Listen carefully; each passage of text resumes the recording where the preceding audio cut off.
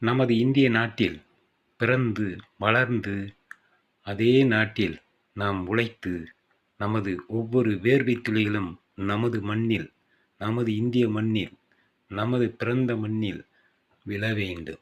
அதுதான் சாதனை. ஒவ்வொரு மனிதனும் செய்யக்கூடிய சாதனை அது.